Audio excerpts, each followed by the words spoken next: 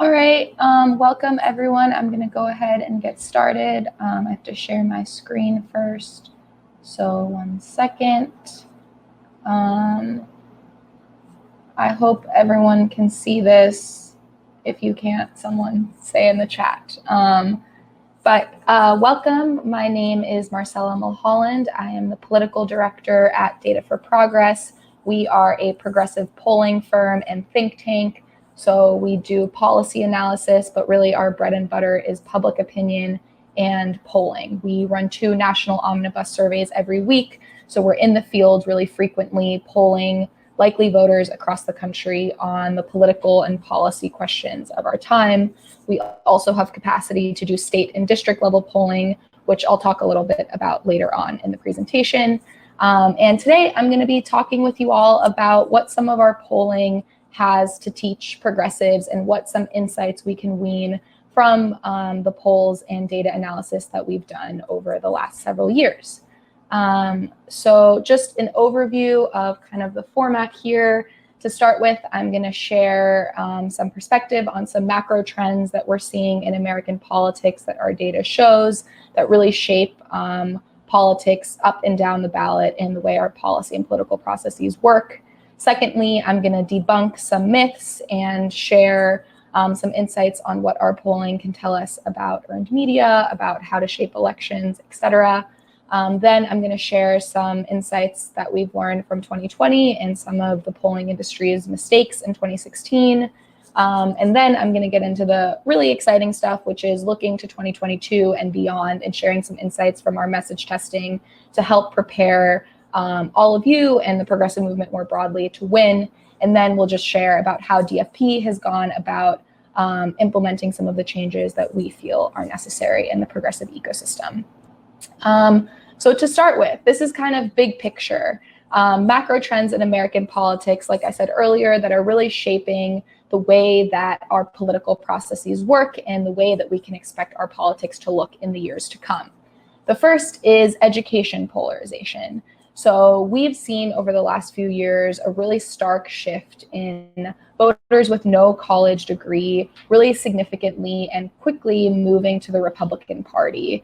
And this is shown here in these charts, but furthermore, you can see it with the election of Donald Trump, and it's still TBD how this trend will continue to unfold in 2022 and beyond, but we can expect that this will be a problem for Democrats moving forward, but it's not all bad news.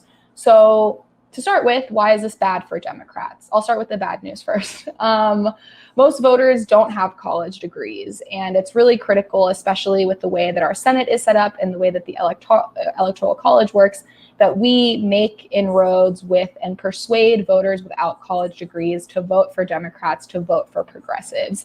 And we haven't done so well at that in the last 2 elections, nationally speaking, and we need to do better. So institutions where education polarization harms Democrats is the Senate, just because of the way that the geographic distribution works. The Senate disproportionately represents more rural states, which are more white and also less educated. So the good news for Democrats, though, is that most elites do have college degrees, and this is important for shaping institutions like universities and academia, the media, philanthropic organizations, different industries where there's a lot of power concentrated, and also most people leading those industries have higher education degrees, and that the data shows means that they're more likely to be liberal, vote Democratic, be progressive. Like I said, this trend is emerging as we speak, and it's still TBD if education polarization will wane after Trump or if it will reduce moving forward. Was this just a Trump thing? Is this a sharper trend that we'll have to deal with for years to come? Only time will tell. The next trend I want to share with you all is called the Great Awakening, or as some people call it, the Great Awokening. And really what this trend is essentially is that white Democrats have increasingly liberal views on racial justice. This past summer, we saw a huge uprising in response to the murder of George Floyd. Increasingly, there's broader awareness of racial injustices, and we see this have actually an electoral impact in the Democratic Party. Like I said, people call it the Great Awakening, and you see it with within the Democratic Party itself, a huge move toward diversifying who our representatives are. A really clear example is in New York with Joseph Crowley, one of the leaders of the House Democratic Party, being replaced by AOC, a young Puerto Rican Latino woman. You see it with Ayanna Pressley, with Jamal Bowman. All of these are Democrats replacing older, whiter, usually men. And this is true across cabinet agencies and within the administration as well. Here is some breakdown showing that the gender composition of the recent administrations are more representative of America as a whole than ever before. The 2018 House incoming caucus was the most diverse in American history. So that is exciting for progressives. Another trend I want to touch on is that millennials are liberal and they're older now. This doesn't really have any downsides for Democrats because as folks get older, their propensity to vote is increased, and we're finding that millennials are actually holding on to their liberal and progressive views as they get older. So this is a positive trend for Democrats. There's kind of the traditional idea like people get older, they get more conservative. We just really haven't seen that with millennials. And here our polling shows, as you can see, millennials' view on government guaranteeing healthcare, on party affiliation. Millennials are far more progressive on these questions than non-millennials. The last trend, I would say this is probably the most important one and kind of complicated to deal with, is that our politics is extremely nationalized now. It's really hard for candidates down ballot to separate themselves or distinguish themselves from the national party brand. We've seen a really stark decrease in the phenomena of split ticket voting, which happens when people vote for Democrats at the top of the ticket, Republicans down ballot, and essentially people split which party they vote for in their ballot. That barely happens anymore. With the increase in nationalization of our politics, people are more attached to their partisan identities, and it's increasingly unlikely for people to vote for folks of different parties. So that, I'll just go back here for a second. That's a problem largely in the Senate, where we need Democrats to be able to hold on to seats in red states. And it's very rare for that to happen now, and it's an issue that we'll need to continue to address moving forward. The next section is debunking some myths. To start with, I would want to address thinking about issue-based polling and the fact that actually the data shows that issues are not seen in isolation. This seems pretty intuitive, right? Like voters are people who don't lead single issue lives. They have a wide array of identities, gender, political, occupation, sexuality that affect how they view different political and policy questions. But we really want to emphasize to progressives that when issues are actually perceived by voters, there's a lot of competing factors affecting how they view them. So for instance, here on the left, you can see support for Medicare for all as just you ask voters straight up, do you support or oppose Medicare for all? And support is pretty significant here. You say 53% support, 42% oppose. On the right, contrastingly, you ask people, do you prefer a government-run system or a system based on private insurance? And it gets a bit tougher for progressives here, and the margin becomes much more narrow. So this is not to say that Medicare for all is not a worthwhile policy endeavor. This is not to say that progressives should not run on healthcare or progressive pharmaceutical policies, et cetera. To the contrary, we really should. It's just to say polling numbers can be a little bit more complicated than they may seem, and it's important to recognize that voters are perceiving policy questions, political questions in an ecosystem of complicated forces with a partisan media environment, et cetera, et cetera. Here we have another example of kind of what I was saying earlier. On the left, you can see kind of the breakdown of public support for different gun reform policies. So for instance, creating a federal government database on all gun sales, really popular. Banning assault style weapons, really popular. So if you just looked at the chart on the left, you'd say, oh, wow, why isn't everyone who's running on gun safety measures winning?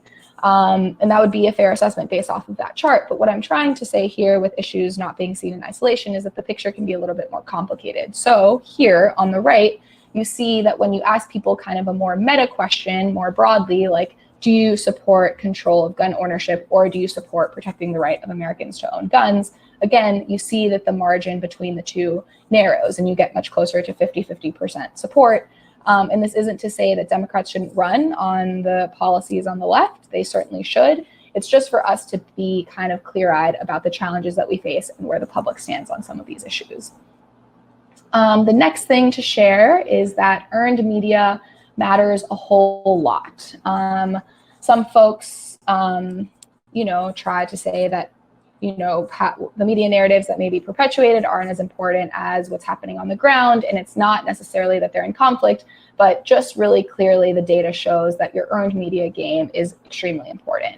On the left here, you have a little chart that shows how scandals affected vote share of different candidates. And what we see is that scandals reduced the vote share of candidates who had some sort of negative media story about them in the months leading up to the election. Because essentially what a scandal is just really bad earned media over and over again about your candidate. And on the right here, we see an excerpt from an academic study that found that newspaper endorsements are actually really a significant force in shaping how voters in a certain electorate might perceive a certain candidate or not. Building on that, here we have a few different academic studies that looked into the role of Fox News in shaping political and policy perceptions among voters. And perhaps unsurprisingly, I know this is a conference for progressives, so we all know Fox News is having a really toxic effect on our politics, and the empirical evidence really backs that up. People who watch Fox News are way more likely to hold conservative opinions on issues, and also the influence that Fox News has had on the media and political environment as a whole has been really shifting it to the right. But not all hope is lost. Here is an example of something DFP did. I'll get into more of what our work is later on in the presentation, but we really try to provide progressives with polling numbers and jobs modeling that can really help make a strong media case for our policies. So here we took, for instance, AOC and Bernie Sanders introducing the Green New Deal for Public Housing Act, which was essentially a comprehensive plan to decarbonize our public housing stock.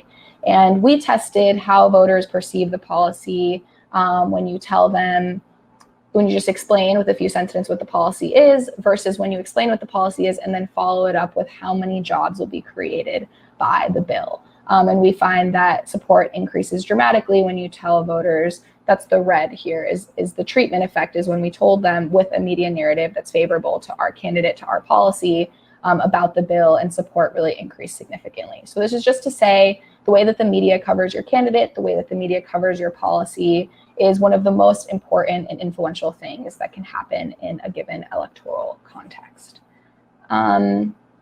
Section 3, very exciting. We're going to look into some of the lessons that we can gain from 2020 and the polling industry more broadly. I always feel the need to give a caveat and say that the polling industry has had quite a few rough years, starting with 2016. We obviously missed the ball on that. And 2020, there were some shortcomings as well. I will say DFP was one of the most accurate non-GOP pollsters in 2020. We were the most accurate pollster in the Democratic primary and just had a really exciting time polling the New York City primary, where we were extremely accurate on all of the races there. So DFP has been doing well, but that is not to say that we can't improve. So we did a really comprehensive polling retrospective after the 2020 presidential election, looking at some of the ways in which our polling fell short and ways to make it better, and kind of more broadly looking at the trends that the polling industry and challenges that we're facing moving forward. And this is actually really interesting here. So what we found is that conservative white voters are opting out of polling at a way higher rate than white liberal voters are. And this is creating an underlying bias in our respondent pools. And you can speculate different reasons for why this is happening. I think my read of the case is over the past 4 years with the rise of Trump, we saw him really demonize and make the polling industry a political target for his campaign. So saying that the polling industry was bought up by the Clintons, that it was a part of the Democratic machine, et cetera, really made his base distrustful of pollsters and surveys. So we found that when we texted people who were maybe more likely to be Trump supporters, it was more difficult to get them to actually respond to and trust our surveys.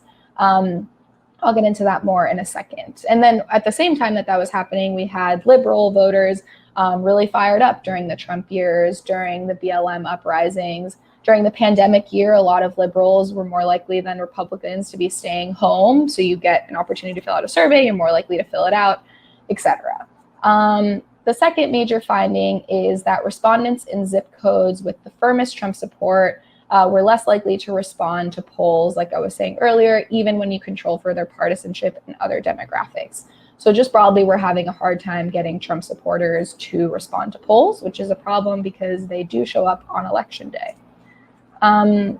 The other major finding is that weighting schemes that don't include geography interaction risk downweighting the strongest Trump supporters. We're finding that geography is a really strong indicator of how people are going to vote.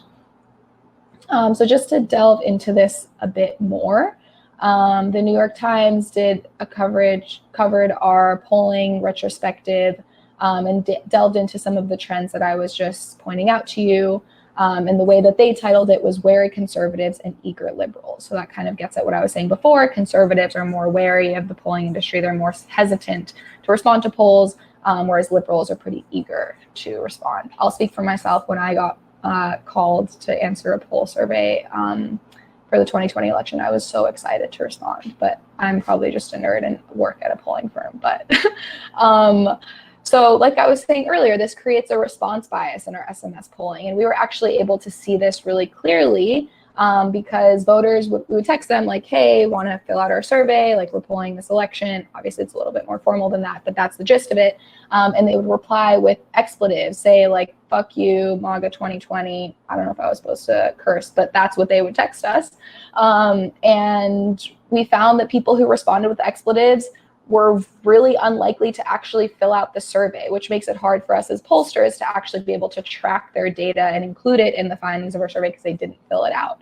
But that was kind of an early indication to us that there were some voters who were receiving our survey who were fired up and likely to vote, but who didn't actually do the survey, so we couldn't track their data. Contrastingly, we saw very few liberal-leaning expletive responses from people who either self-identified as Democrats or liberals. So there's quite a few issues that I laid out here, but I think the best way to improve is to be honest about them and engage in a conversation about where we can do better. And some of the best practices going forward that DFP has identified is using more neutral or even conservative coded inducements to respond to text-to-web or panel surveys so that people who receive our survey via text or web are less skeptical, or their partisan identities are less triggered by the fact that they're being asked to fill out a survey. We also have considered using kind of conservative coded policy questions or other demographic questions to reduce drop-off of conservative voters. And we've also wanted to begin using urbanicity weighting targets and experiment with other data sets we have available to help kind of inform our analysis of how geography is affecting how people vote. Yeah, section 4. This is the fun section, you guys, as if it hasn't been fun enough already. Thinking about 2022 and beyond.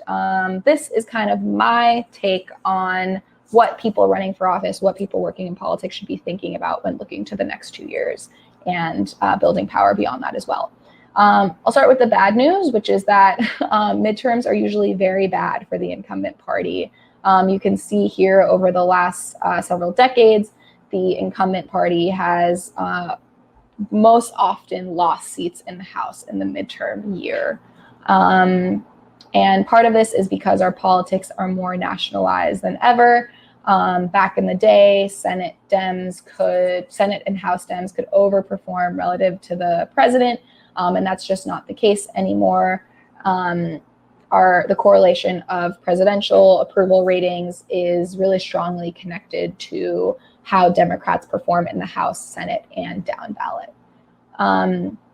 So basically, we need to have the best midterm ever. It's not impossible. As you can see here, in 2002, the incumbent party was able to hold on to House seats. This was after 9/11, so pretty unique and dramatic times, but I would say a global pandemic and a planet on fire are pretty dramatic too. So who's to say?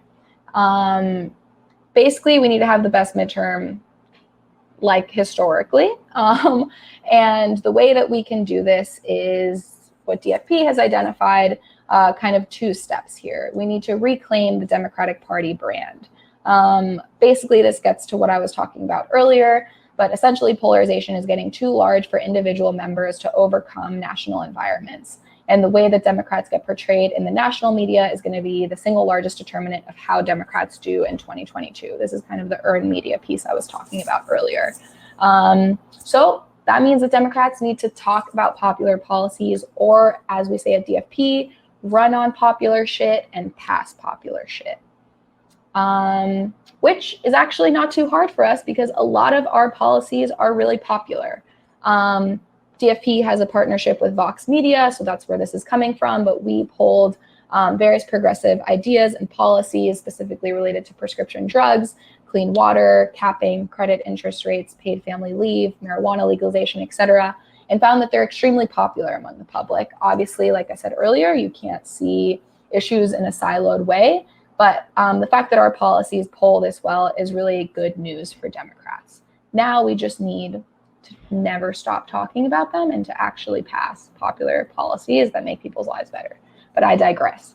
For a second, just want to note that the contrary is true too.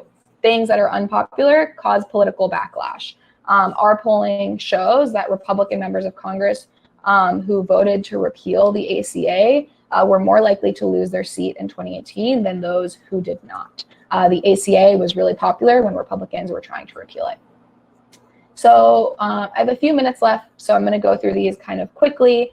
But message testing is a really key part of our polling and public opinion analysis. And that essentially, here are our methods, but we basically show voters kind of generic Democratic talking point versus a Republican talking point. And we try to simulate what voters would hear in their everyday life. So we take like what you would hear on a cable news show with different talking heads kind of representing the different sides. And then we see and we assess how that affects voter support for various policies. So I pulled out some of the more interesting ones here. Marijuana legalization, really popular even in red states among independents, Republicans, Democrats. And we tested different ways of talking about marijuana legalization and found that the most popular frame was talking about how legalizing marijuana will create thousands of new middle-class jobs. Unsurprisingly, having kind of an economic populist job creation message here really helps. As a progressive, it's a little sad to see that the least popular talking point was the one that emphasizes kind of the racial and criminal justice dynamics here. That doesn't mean, obviously, that the racial and criminal justice dynamics of marijuana legalization are not important. It just means if you have limited time talking to voters about these policies, which you do, time communicating with the public is a precious resource. You should use it wisely and talk about things in the most popular way. Next up is clean energy investments. This was prior to the infrastructure package ordeal, so the language is it's now more than 2 trillion, also say, but the findings still hold. We found that talking about clean energy investments as a way to put Americans back to work after the pandemic, to fix our crumbling infrastructure, transform our economy, is the most persuasive way to talk about it. Similarly, pharmaceutical negotiations, the most popular frame here, and I can send this presentation to the people hosting this so they can share with all of you, because I'm going to go quickly because I'm running out of time, is the bipartisan perspective. Medicaid expansion, the moral argument saying that every American has a right to access health care is really key here. $15 minimum wage. I'm from Florida, so interesting place politically to say the least, but we have been swinging red more and more every year, and also passed a ballot initiative statewide to increase the minimum wage. So talk about a policy that is progressive, that has broad-based support. Minimum wage. Democrats should talk about it all the time. And the most popular framing we found was an emphasizing that major corporations would rather run food drives for their employees who are experiencing food insecurity than just paying them a living wage, straight up. Also want to touch on infrastructure. Can someone tell me if I am running out of time? Great.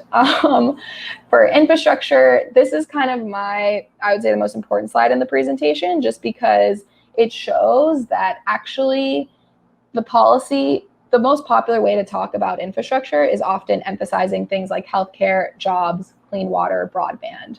These are all really popular. That's my timer saying that I'm out of time. Okay, I'm going to keep going. Someone tell me if I need to stop. We find that the most popular way to talk about rebuilding America's infrastructure is emphasizing that it can actually help people who are disabled, who need community-based care, who need help providing the home-based health care that they need. It's talking about the jobs that will be created. It's talking about clean air and water and how rebuilding our infrastructure will address pollution. And this is just to say, to the extent that you can make the issue that you're talking about an area that Democrats are more trusted than Republicans, like healthcare, like pollution, that's really favorable terrain for you as a candidate. So I've kind of laid out quite a bit for you, and now I want to share a little bit about what Data for Progress is doing about all of these findings. One, we're polling all the time, every week, basically every day. We're writing and running survey questions. Like I said earlier, we can do state and district level polling.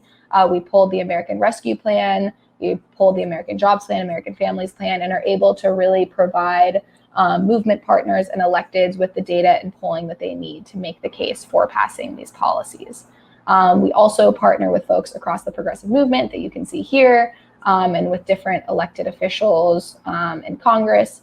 We also have a Green New Deal slate where we endorse local candidates who are running on progressive climate platforms that we're really excited about. And yes, I want to leave time for questions. So I will stop sharing my screen if I can figure out how. Okay, stop sharing my screen. That's Data for Progress. Hopefully some of those insights were helpful to you guys. If I have time to answer questions, I'm happy to take a few.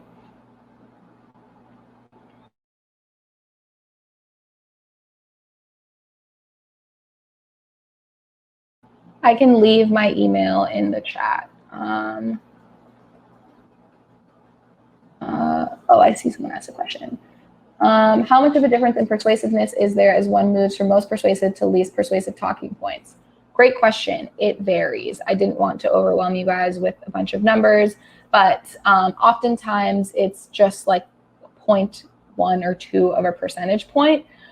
So it can be really negligible, or sometimes it can be really stark. And if there's a specific one, I can give you more details on it, or you can follow up over email. But I mean, we're talking about 0.1 percentage points of a difference here sometimes, but that still makes a difference in races and can still make a difference in what kind of voters are resonating with more of what you say. And other times it's more than 0.1 of a percentage point. So still important to keep tabs on that.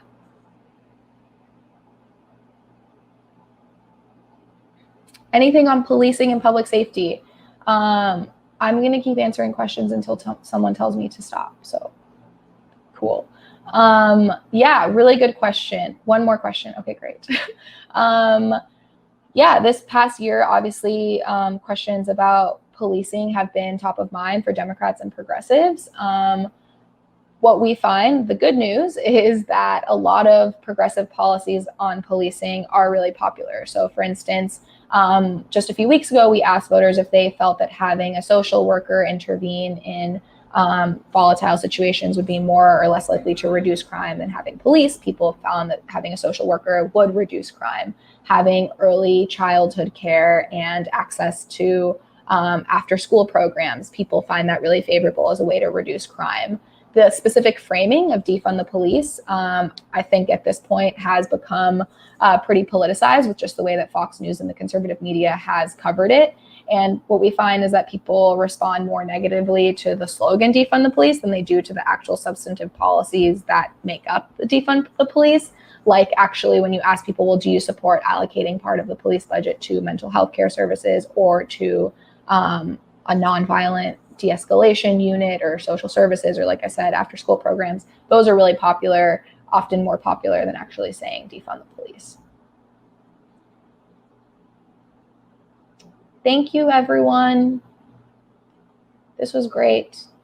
You can email me. You can follow me on Twitter. Thanks.